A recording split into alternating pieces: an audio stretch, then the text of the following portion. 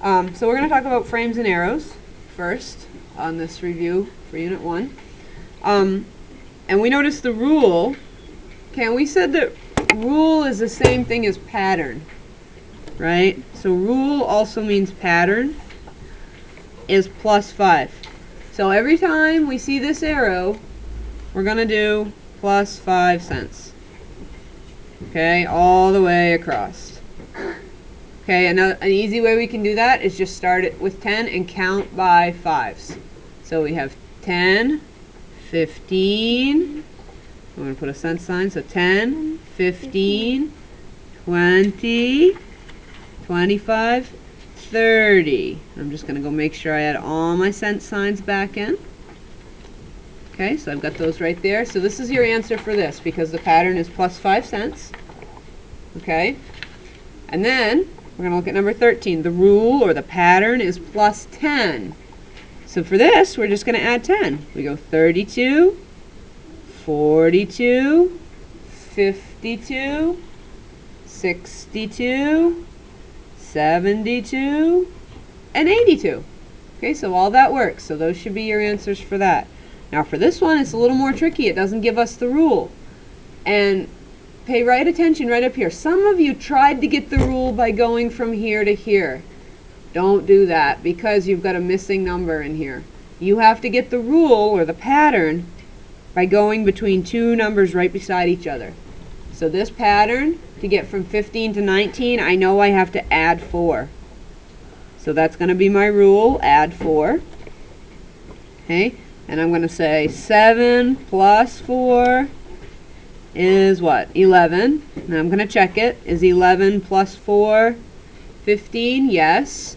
19 plus 4 23. Okay. And I know I have to do something plus 4 to get from here to here. So I have to think, what plus 4 is 7? Well, I could do 7 minus 4. I could work backwards and I would get 3. See, 3 plus 4. Yep, that works. That's 7. Okay, so these are your answers for your frames and arrows here. Now for number 15, the rule is to double. Okay, and that just means you add that number together. So this is going to be 2 plus 2, and that's going to equal 4. And this one's going to be 4 plus 4. Does that equal 8? Yep. Now I'm going to do 8 plus 8. That equals 16. And then I've got to do 16 plus 16. Now some of you weren't sure how to add 16 plus 16. You can do it simply like this. I know the answer, but if you don't know that 16 plus 16, you could just set it up just like that. And you could do 6 plus 6 is 12, carry the 1, and then I have 10, 20, 30. 1, 2, 3, 32. 16 plus 16 is 32. And I know that 32 plus 32 is 64, but maybe I want to check it. 32 plus 32 should equal 64. 2 plus 2 is 4. 3 plus 3 is 6. The answer is 64. So those are your answers for this frames and arrows section. Okay, we're going to turn it over. We look at number 16.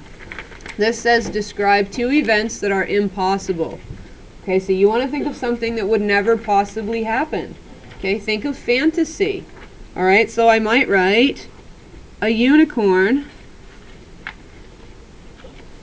will fly by. Fly by the window. Okay?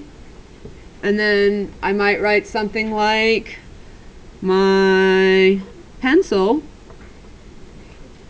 will turn into a jellyfish. Okay, that's not going to happen. That's just not going to happen. Those are things that do not happen in the world we live in. Okay? So it's impossible. Okay? Something you wouldn't want to put, I will spend the night at my friend's house. Okay? That could happen. Even if you don't usually get to do that. That's possible. I will be cold in the summertime. Well, that could happen. It's not impossible. So be real careful about this one. Impossible means it's got to be something that cannot happen. Okay? A unicorn is not going to fly by the window. Okay? And my pencil is not going to turn into a jellyfish.